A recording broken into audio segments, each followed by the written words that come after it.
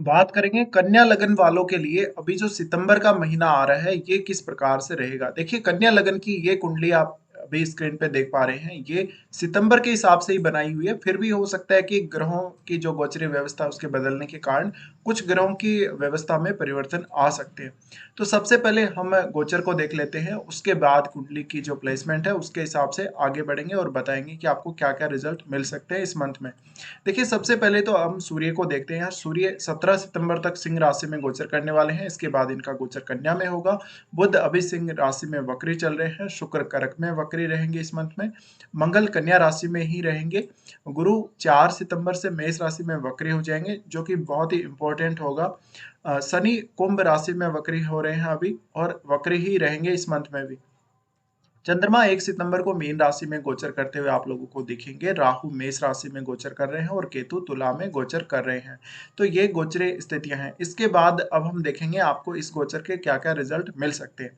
तो सबसे पहले हम लगन पे ही फोकस करके चलते हैं। लग्नेश अभी आपका वक्री है और लग्नेश आपका 10th लॉर्ड भी है। देखिए जिन जातकों का भी संबंध अपने करियर पर्पज या जॉब के पर्पज से विदेश से है, उनको इस समय काफी अच्छी सफलता मिल सकती है। अगर आप ऑलरेडी विदेश में सेटल हैं तो आपके लिए और भी अच्छा है।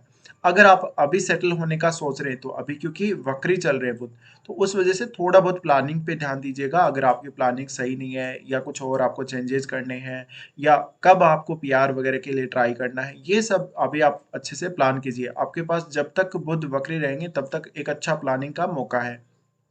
अब बुध यहाँ पर आपकी वाणी से भी रिलेट करते, तो वाणी से रिलेट करने की वजह से देखिए इस मंथ में अगर आपको कहीं इंटरव्यू वगैरह देने जाना है तो दिक्कत हो सकती है। लेकिन अगर आप विदेश में हैं और अगर आप वहां पे इंटरव्यू दे रहे हैं तो काफी अच्छा रह सकता है। अब सूर्य भी इनके साथ है, तो सूर्य इनके साथ रहते हुए आपको विदेश में ज्यादा अच्छी सफलता मिल सकती है, इसको देखते हुए। फिर बुध जो है वक्री स्थिति में है, तो आपको थोड़ा बहुत डिसीजन लेते समय दिक्कतें आएंगी। जैसे कि आपके सामने बहुत सारे ऑप्शंस अवेलेबल होंगे। जब आप कुछ विचार करेंगे, सोचेंगे या कोई भी एनालिसिस करेंगे तो वहां पर भी आपको थोड़े कंफ्यूजन की स्थिति बन सकती है। इसके अलावा ये बुध जब तक वक्री है, स्टूडेंट्स को विशेष फोकस करना चाहिए। इस दौरान आपकी एजुकेशन में थोड़ी बहुत रुकावटें आ सकती हैं। साथ ही देखिए यहाँ पर आपको स्वास्थ्य का तो उतना ज्यादा इश्यू नहीं रहने वाला है। भले ही बुध 12वें भाव में है, लेकिन फिर भी क्योंकि ये सूर्य के साथ रहने वाले हैं, और आपका यहाँ पे जो सूर्य और लगन में क्योंकि फिर मंगल गोचर कर रहे हैं। लेकिन इस मंथ में आपको कोई एक्सीडेंट होना या कोई बड़ी चोट लगने के चांसेस बन सकते हैं। अब बुध यहाँ पर मुख्य रूप से आपकी थिंकिंग और आपका मेंटल एबिलिटी वगैरह, आपका माइंड, इन सब से रिलेट करते हैं। तो यहाँ पे बुध का ये जो संबंध बन रहा है सूर्य के साथ, कहीं ना कहीं आपको कॉन्फिडेंस आता ही रहेगा। भले आप अपना कॉन्फिडेंस बीच बीच में लूज कर रहे हैं, बट आपको सूर्य कॉन्फिडेंट बनाता रहेगा। अब मुख्य रूप से जो जातक किसी भी प्रकार से कोई क्रिएटिव वर्क कर रहे हैं, जिन्होंने अपना स्टूडियो वगैरह बना रखा है, अपना ऑफिस वगैरह बना रखा है, या किसी भी प्रकार से सिनेमा जगत से जुड़े हुए हैं या किसी भी अन्य जगत से जुड़े हुए हैं वो लोग, उन लोगों को विशेष फायदा होगा। और कभी कभी ऐसा होगा इस मंथ में जब आप लेट नाइट तक जगेंगे। आप भले ही कोई काम कर रहे हैं, भले ही कोई रिकॉर्डिंग वगैरह का काम कर रहे हैं, एडिटिंग वगैरह का काम कर रहे हैं, काम आप कुछ भी कर रहे हैं, लेकिन आपको रात्रि की जो नींद है वो आने में समय लगेगा।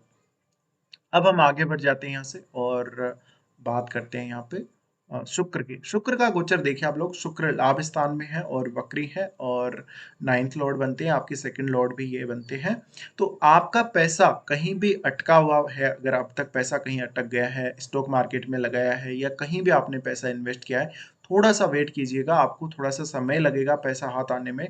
इसके अलावा अपने मनी मैनेजमेंट को अच्छे से कीजिएगा, पैसे के मैनेज बहुत अच्छे से कीजिएगा। साथ ही शुक्र के यहाँ होने की वजह से आप अपने दोस्तों के साथ थोड़ा मौज मस्ती में समय बिता सकते हैं। मैरिज लाइफ के हिसाब से देखा जाए तो शुक्र, वक्री शुक्र उतना अच्छा नहीं है। कुछ हद तक आपको प्रॉब्लम्स झेलनी पड़ सकती हैं। आपको लगेगा कि आपका पार्टनर ठीक से आपको सपोर्ट नहीं कर रहा, या रिलेशनशिप में कुछ इश्यू है, कोई ना कोई इश्यू आपको इस समय महसूस होगा ही होगा। साथ ही इस प्रकार का जो शुक्र रहेगा, वक्री शुक्र, वो आपको कुछ हद तक प्रेम संबंधों की तरफ थोड़ा ज्यादा झुका सकता है। इसके अलावा शुक्र पंचम भाव को देख रहे हैं। पंचम भाव को देखने की वजह से यहाँ आपको क्रिएटिविटी में काफ़ी फ़ायदा होगा, कुछ नया सीखने में, कुछ नया करने में, जैसे कि डांस है, सिंगिंग है या इंडिविजुअल कोई भी इस प्रकार की परफॉर्मेंस आप अगर करना चाहते हैं, तो शुक्र का ये गोचर बहुत ही इम्पोर्टेंट है। इस समय आप कुछ नई प्लानिंग कर सकते हो। साथ ही साथ आप अपनी एजुकेशन पर भी फोकस करके चलिएगा क्योंकि थोड़ा-सा डिफ़िकल्ट समय इस मंथ में आप लोगों के लिए रहने वाला है। अब जो शुक्र है वो आपके वाणी स्थान के भी स्वामी, तो इसीलिए मैंने आपको बोला कि बुध भी वक्री हैं और शुक्र भी वक्री हैं। तो वाणी को लेके कुछ ना कुछ इश्यूज आप लोगों को आ सकते हैं। इसके बाद हम यहाँ पर आगे बढ़ते हैं और देखते हैं कि मंगल किस प्रकार से आपके लिए प्रभाव देने वाले हैं। मंगल तीसरे घर के स्वामी है, तो देखिए साहसिक क्षमता देंगे, एनर्जी बहुत ज़्यादा देंगी। तो मैंने जैसे कि स्टार्टिंग में ही आपको बोल दिया कि स्वास्थ्य को लेके कोई बहुत बड़ा वैसे इश्यू नहीं रहने वाला है। लेकिन कुल मिलाकर कोई चोट लगना, कोई दुर्घटना होना इस प्रकार के चांसेस बन सकते हैं क्योंकि मंगल का एस्पेक्ट अष्टम पे है और अष्टम में हालांकि गुरु राहु साथ है, लेकिन इस मंथ में गुरु वक्री हो जाएंगे और मंगल की खुद की राशि भी यहाँ पे है। तो वैसे तो यहाँ पर मंगल प्रोटेक्ट करने का काम करते हैं, लेकिन यहाँ पर आपके लगन में ये हैं और बुध की राशि में है, तो कुछ हद तक आपको कुछ प्रॉब्लम्स इस प्रकार की दे सकते हैं, जहाँ आपको कोई चोट लगे, कोई दुर्घटना हो आपके साथ, सडनली कोई ऐसा मौका आपकी लाइफ में आ रहा है, जहाँ पे आपको कुछ दिक्कत हो रही है स्वास्थ्य को लेके या बॉडी को लेके कुछ दिक्कतें हो रही हैं। अब इस मंथ में आप जितना ज़्यादा फिजिकल एक्सरसाइज करेंगे, जितना फिजिकली एक्टिव रहेंगे, उतना ही बेहतर रहेगा। साथ ही ये मंगल आपको कहीं न कहीं रिलेशनशिप में बहुत ज़्यादा डालने की कोशिश करेगा। देखिए, ऐसी कंडीशन में जब शुक्र वक्री है और 12वें भाव में भी सूर्य और बुध रहने वाले हैं, तो रिलेशनशिप का जो इश्यू है आपकी लाइफ में इस दौरान ज़रूर आएगा और क्योंकि कुछ ससुराल पक्ष की तरफ से भी इस दौरान दिक्कतें रह सकती हैं। तो इस मंथ में पार्टनर के साथ बहुत ही अच्छे संबंध रखें, पार्टनर को सपोर्ट करके चलें तो ज़्यादा बेहतर रहेगा। साथ ही साथ इस मंथ में कोई भी नया बिज़नेस आप लोग स्टार्ट ना करें। अगर आप नया बिज़नेस स्टार्ट करते हैं और अगर पार्टनरशिप करते हैं तो आपको काफ़ी ज़्यादा दिक्कत आ सकती है। इस मंथ में विशेष रूप से अपनी एनर्जी को कंट्रोल करके रखिएगा, साथ ही जल्दबाजी में कोई भी डिसीजन ना लीजिएगा। जल्दबाजी में आपने अगर कोई भी डिसीजन लिया तो वो काफ़ी ज़्यादा गलत साबित होगा, उससे आपको कोई बड़ा नुकसान झेलना पड़ सकता है। अब ये जो मंगल है, मंगल यहाँ पर आपको चौथे घर को भी देख रहे हैं, तो यहाँ इनकी दृष्टि पड़ रही है मित्र राशि पे। अब आपको मंगल का ये गोचर कैसे फायदा करेगा? देखिए, एक तो ज़्यादा से ज़्यादा आप एक्टिव रहेंगे, इधर-उधर की कुछ यात्राएँ वगैरह करेंगे, आप कुछ जोखिम भी लेंगे इस मंथ में, लेकिन जोखिम उतना ही लें जिसको आप झेल सकें। अब मंगल इस मंथ में आपको प्रॉपर्टी संबंधी फायदा या घर से रिलेटेड कुछ काम, ऐसा बड़ा कोई काम आपका बनने वाला है इस मंथ में। तो थोड़ा-सा फ़ोकस करके चलिएगा, परिवार के सदस्यों के साथ आपका मनमुटाव ना हो इसकी पूरी कोशिश कीजिएगा। साथ ही साथ अपने जीवन साथी को सपोर्ट कीजिएगा, अपनी फैमिली को सपोर्ट कीजिएगा तो बहुत ही अच्छा रहेगा। अब हम आगे बढ़ जाते हैं यहाँ से और देखते हैं गुरु के गोचर को। हाँ, गुरु का जो गोचर है बेहद खास है इस मंथ में क्योंकि 4 सितंबर से वो वक्री हो रहे हैं और ये 2 केंद्र भावों के आपकी कुंडली में स्वामी है, 4th हाउस और 7th हाउस। अब इनका जो गोचर हो रहा है वो अष्टम में हो रहा है। अष्टम में ये जब वक्री हो जाएंगी तो राहु की तरह बिहेव करना शुरू कर देंगे क्योंकि अब तक ये वृषभ राशि की तरफ जा रहे थे और अब ये वक्री हो जाएंगे तो ये पीछे चलने लगेंगे। तो राहु जो कि ऑलरेडी अब लगभग वो मीन राशि की सीमा पर आ चुके हैं, बस प्रवेश करने ही वाले हैं और गुरु भी राहु के अकॉर्डिंग चलना शुरू कर देंगे। तो गुरु राहु का जो चांडाल योग है, चांडाल योग का जो प्रभाव काफ़ी ज़्यादा बढ़ने लगेगा। तो इस मंथ में स्टार्टिंग से ही लगभग अपने ससुराल पक्ष वालों के साथ कोई भी विवाद मोल ना लें, साथ ही साथ कुछ आपको मैरिज लाइफ को लेके दिक्कतें आ सकती हैं। मैरिड लाइफ में आपका पार्टनर आपके साथ कुछ हद तक चीटिंग कर सकता है या वो आपको कुछ गलत बोल सकता है, साथ ही साथ उनकी फैमिली आपको कुछ प्रेशराइज़ कर सकती है।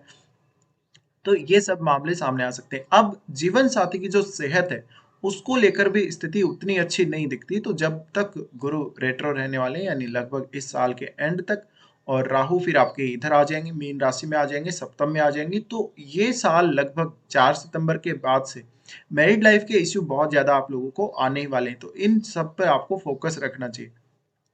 अब यहाँ से अगर हम देखेंगे तो जो गुरु हैं उनका दृष्टि आपके 12वें भाव पे पड़ेगा। 12वें भाव पे दृष्टि पड़ने से और गुरु के वक्री होने से जो भी लोग अष्टम भाव से संबंधित कोई भी कार्य कर रहे हैं, चाहे वो रिसर्च कर रहे हैं, चाहे वो अकल्ट से संबंधित काम कर रहे हैं या और भी कोई अन्य कार्य कर रहे हैं, उन लोगों को विशेष फायदा होगा।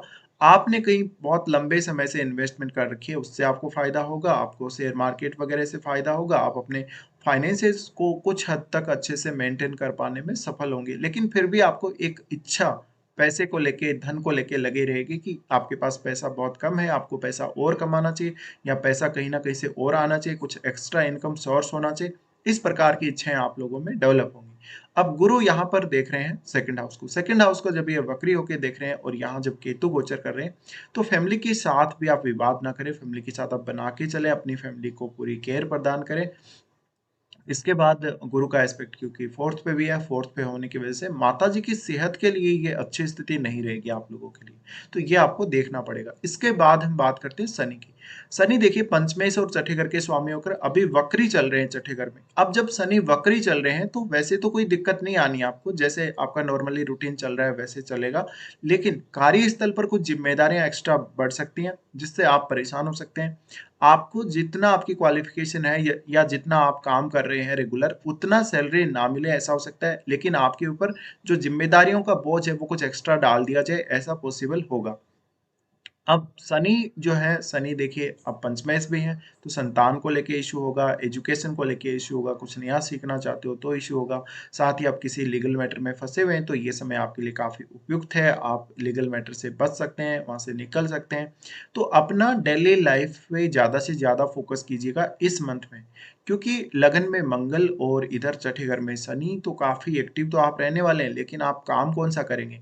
यानी कौन से काम में ज़्यादा से ज़्यादा समय देंगे? अपने खुद के लिए समय निकालेंगे या फिर आप अपने ऑफ़िस कार्यों को समय देंगे? तो ये आपको डिसाइड करना पड़ेगा। तो मुख्य रूप से देखा जाए तो इस मंथ में काफ़ी ज़्यादा एक्टिव स्थिति आपकी बनी रहेगी, तो स्वास्थ्य का ख़्याल आप लोग ज़रूर रखिएगा। अब देखिए संतान से रिलेटेड भी इस मंथ में कुछ इश्यूज़ आ सकते हैं आप लोगों को, और देखा जाए तो कार्यस्थल पर कुछ हद तक आपका मनमुटाव हो सकता है अपने कलीग्स के साथ। इसके अलावा जितना ज़रूरत है आपको उतना ही कार्य एक बार में करें। बहुत ज़्यादा अगर आप काम करेंगे या एक्स्ट्रा काम करेंगे तो आपको वहाँ पर कुछ दिक्कतें हो सकती हैं। इसके बाद हम आगे बढ़ जाते हैं यहाँ से, और अब देखिए हम यहाँ पर देखते हैं 11वें भाव के स्वामी यानी चंद्रमा के बारे में बात करते हैं। चंद्रमा इस मंथ के स्टार्टिंग में आपके सप्तम भाव में गोचर करेंगे। सप्तम भाव में जो चंद्रमा का गोचर है, ये कुछ हद तक आपको इमोशनली अटैच करेगा आपके जीवन साथी से। लेकिन ये स्थिति कुछ समय के लिए ही बनेगी, तो अगर आपका कोई भी बिज़नेस है तो आप थोड़ा-सा सँभाल के चलिएगा इस मंथ के स्टार्टिंग में। साथ ही साथ थोड़ा-सा फ़ोकस कीजिएगा मैरिड लाइफ़ पर भी शुरू में, जिससे आपको कोई ज़्यादा इश्यू ना हो। फिर चंद्रमा जा रहे हैं अष्टम में। अष्टम का चंद्रमा आपके इंट्यूशंस को काफ़ी ज़्यादा हाई कर देगा, बढ़ा देगा। साथ ही चंद्रमा क्योंकि लाभ स्थान के स्वामी हैं, तो अष्टम में जाने की वजह से ज़्यादातर आपको कोई सडनली फ़ायदा होने के चांसेस बन जाएँगे। इसके बाद चंद्रमा 9th हाउस में चले जाएँगे। 9th हाउस में जाने से आपको डिसीज़न मेकिंग में काफ़ी ज़्यादा आसानी होगी। साथ ही साथ आपको कोई भी काम क्रिएटिव करने में काफ़ी ज़्यादा आसानी होगी, क्योंकि इनका दृष्टि 3rd हाउस पे पड़ेगा। 3rd हाउस पे पड़ने की वजह से आप में क्रिएटिविटी की वृद्धि होगी। साथ ही भाई-बहनों के साथ संबंध काफ़ी अच्छे रहेंगे। अब हम यहाँ पर देख लेते हैं सूर्य को। सूर्य का गोचर देखिए, सूर्य अपने ही घर में गोचर कर रहे हैं। 17 सितंबर तक इनका ये गोचर रहने वाला है अपने खुद के घर में। उसके बाद ये आपके लगन में आ जाएँगे। तो सूर्य का जो अपने घर में गोचर रहने वाला है, ये विदेश में आपको ज़्यादा सफलता देगा अगर देखा जाए तो। साथ ही आपके फादर के साथ थोड़े बहुत मनमुटाव होने के चांसेस हैं। फादर के साथ कुछ हद तक संबंध बिगड़ने के चांसेस बन सकते हैं। इसके अलावा फादर की हेल्थ को लेके थोड़ा ध्यान रखिएगा। अगर आपने किसी भी नियम के खिलाफ कोई काम किया है, कोई रूल आपने फॉलो नहीं किया है, तो थोड़ा सावधानी बरतिएगा। साथ ही साथ कोई बहुत ज़्यादा इश्यू यहाँ पे नहीं होने वाला, क्योंकि सूर्य अपनी खुद की राशि में है और यहाँ पर सूर्य और बुध दोनों ही फिर वो छठे घर को देख रहे हैं। तो अपने डेली के काम को मैनेज करने में यहाँ सूर्य आपको सपोर्ट कर रहे हैं। फिर 17 तारीख के बाद वो लगन में आ जाएँगे। लगन में यहाँ पर ये मंगल के साथ रहने वाले हैं। तो 17 सितंबर के बाद से आपकी मैरिड लाइफ में डिस्टर्बेंस काफ़ी ज़्यादा बढ़ जाएगा। आप में ईगो बहुत ज़्यादा आ जाएगा, आप में एनर्जी बहुत ज़्यादा आ जाएगी और इसका इस्तेमाल आप सही तरीके से नहीं कर पाओगे। इसके अलावा आपका हालाँकि हेल्थ को लेके कुछ ख़ास बड़ा इश्यू नहीं है कि आपका स्वास्थ्य खराब हो जाएगा या आप हॉस्पिटल में एडमिट हो जाएँगे, ऐसा कुछ नहीं है। बट यहाँ पे जो सूर्य हैं, लगन में आने की वजह से आपको बहुत ज़्यादा एक्टिव कर देंगे, तो आप शायद ज़्यादा फ़ोकस करें अपनी हेल्थ पे और पार्टनर से भी आप वैसा ही एक्सपेक्ट करें। तो ये थोड़ा-सा प्रॉब्लमैटिक आप लोगों के लिए हो सकता है। इसके अलावा आपको सूर्य लगन में आने से लीडिंग की क्षमता देगा, यानी लीड करने की, लोगों को लीडरशिप आप करेंगे, लोगों को लीड करेंगे, बहुत बड़े ग्रुप को या ग्रुप ऑफ पीपल जो भी हैं, आपका कनेक्शन जिस प्रकार का भी आपका नेटवर्क है, तो लोगों के साथ आपको मिलके चलना चाहिए। अगर आप पॉलिटिक्स में हैं तो सूर्य के लगन में आने से आपको बहुत ही ज़्यादा फायदा मिलने वाला है। इसके बाद हम देखेंगे कुछ अच्छे और खराब दिनों को। देखिए राहु और केतु का अगर आप ट्रांजिट का वीडियो देखना चाहते हैं, मीन राशि के ट्रांजिट का, तो ऑलरेडी शायद आपने देख लिया होगा। आप मेरे चैनल पर प्लेलिस्ट में जाके वो वीडियो देख सकते हैं अपना कन्या लगन के लिए। अब हम देखते हैं कुछ अच्छे और खराब दिनों को। सबसे पहले हम बात करेंगे अच्छे दिनों की। अच्छे दिनों की बात करें तो 5, 6, उसके बाद 10, 11, फिर 22 से लेकर 25 तारीख तक। ये दिन बहुत ही खास रहने वाले हैं आप लोगों के लिए। इन दिनों में आप अपना कोई भी कार्य पूरा कर सकते हो। अगर किसी भी काम में आपको विशेष रुकावट आ रही है और या फिर आपको अर्जेंट है किसी काम को करना, वो आप इन दिनों में डिसाइड करके करिएगा। इन दिनों में बहुत अच्छे से आप प्लानिंग कर पाओगे और आपका काम भी काफ़ी ईज़िली पूरा हो जाएगा। इसके बाद देखते हैं कुछ खराब दिनों को। खराब दिनों में देखा जाए तो कन्या लगन वालों को जब चंद्रमा का ट्रांजिट आएगा कुंभ राशि में 26 और 27 को, तो आपको थोड़ा सावधान रहना पड़ेगा। डेली के कार्यों में अपना रूटीन अच्छे से फॉलो करना पड़ेगा। किसी के साथ धन संबंधी व्यवहार करते हो तो सावधान हो जाना। इन 2 दिनों में किसी को दिया हुआ पैसा आपके पास वापस लौट के नहीं आएगा। चंद्रमा का गोचर जब मेष राशि में होगा 3 और 4 को, ये सबसे ज़्यादा डिफिकल्ट टाइम कुल मिला के रहेगा आप लोगों के लिए। तो 3 और 4 को बहुत ज़्यादा डिप्रेशन आना, मन में घबराहट होना, कोई भी निर्णय ठीक से नहीं ले पाना, इस प्रकार की स्थितियाँ बनेंगी। साथ ही 3 और 4 को अगर आपने कहीं भी पैसा डाला है, कहीं भी पैसा इन्वेस्ट किया, तो सडनली बड़ा प्रॉफिट आप लोगों को हो सकता है। चंद्रमा का गोचर जब लियो में होगा यानी सिंह राशि में होगा, तो 12, 13 और 14 तारीख को, इस दौरान थोड़ा-सा हेल्थ को लेके कॉन्शियस रहिएगा। इन 3 दिनों में कोई भी बड़ा डिसीज़न ना लीजिएगा और इन 3 दिनों में कोई बड़ा खर्चा आपका हो सकता है। पैसे के हिसाब से देखा जाए तो बहुत बड़ा खर्चा इन 3 दिनों में आप लोगों को देखने को मिल सकता है। तो फिलहाल हमने पूरा डिस्कशन कर लिया। फिलहाल इस वीडियो को देखने के लिए आप लोगों को धन्यवाद।